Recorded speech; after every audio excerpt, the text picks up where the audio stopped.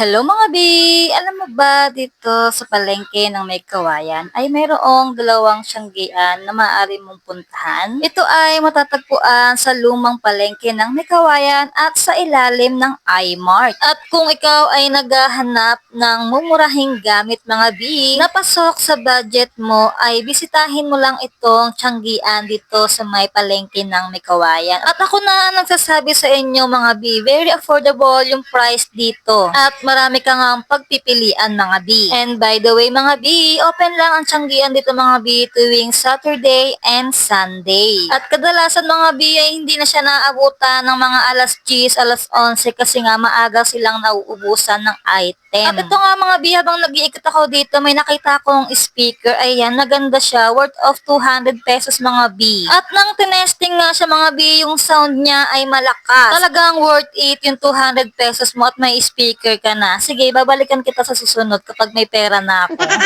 Ako'y nag-iikot lamang. At meron nga rin ditong mga B na vinyl tile at meron ding mga siyanggian ng mga damit mga B. May pangbata at meron ding pangmatanda mga B. At dahil nga siyanggian ito mga B, syempre kailangan ng mahabang pasensya sa pag-iikot para ikay makahanap ng mga magagandang item. Mayroon din ditong mga bag mga B, tapos Christmas lights, charger, mga cord, at marami pang iba mga B. Mga bagsak presyo na dito mga B sa may tiyanggian.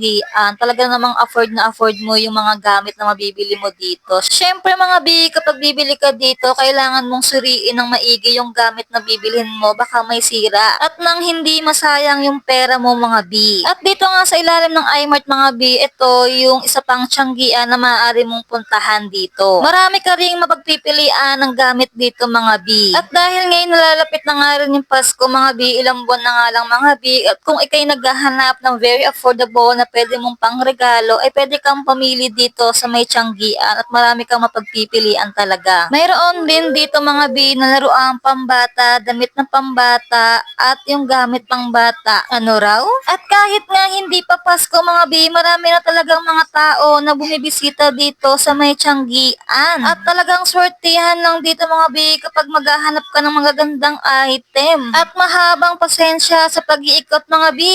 Habang nag-iikot na ako mga B dito ay meron ako nakitang isang lalaki na bumibili ng drone. Kaso nga lang mga B, wala itong battery at kailangan pangambilhan ng battery. Nabili niya lang sa halagang 400 pesos mga B at talaga namang maganda pa siya mga B. Battery lang talaga yung kulang. At share ko lang din mga B dito sa bahay namin, yung mga ilaw namin ay dito lang din binili sa may tiyanggian kasi mura lang talaga mga B. At hanggang ngayon mga B, hindi pa napupundi. Nasa tao naman kasi mga B yung pag-iingat kung gusto mong tumagal yung mga binibili mong item na mumurahin. O, di ba? Ang daming tao. Marami rin kasing nagbabakasakali dito mga B na makabili ng mumurahing gamit. Mumurahin, pero quality naman mga B.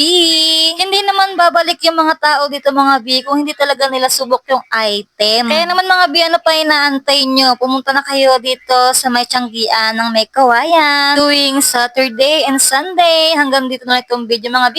Thank you for watching.